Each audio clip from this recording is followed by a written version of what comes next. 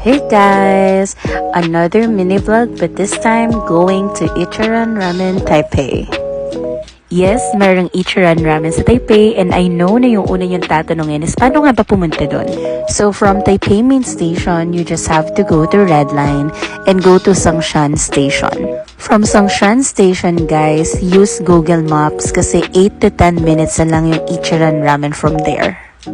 And as you can see, ayan, nakarating na kami dito sa Ichiran Ramen. And luckily, wala masyadong pila. Here's their order form pala guys. So you just have to customize your ramen according to your taste.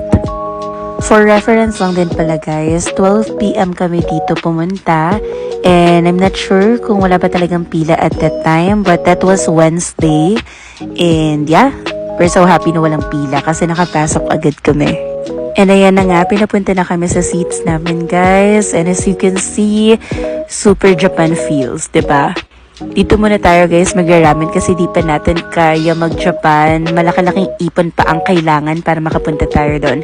So ayan, kinuha na yung order form namin kanina and waiting game na lang kami. And sa sobrang amaze ko, ayan, trinay ko diba kumuha ng tubig as a first timer. And konting pasilip lang sa pa-individual table. And ayan na nga yung ramen guys. Shucks, ang sarap. Kakabigay pa lang, parang ang sarap-sarap na talaga. And syempre, taste test time.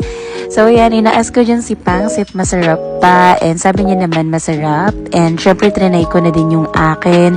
And guys, in fairness, yes, masarap siya. Pero feeling ko pag nasa Japan ka, mas masarap pa siya. And ito na nga pala yung bill ko guys. So 310 tong in-order kong ramen. And ayan, papunta na kami dyan sa cashier para magbayad. And guys, para nakita ko, meron silang binibenta din dito ng mga nakapack na ramen. So I think pwede siya pang pasalubong. I wasn't able to ask or check guys if how much. Pero i-check nyo na lang siya pag pumunta kayo dito. Yun lang guys. Bye!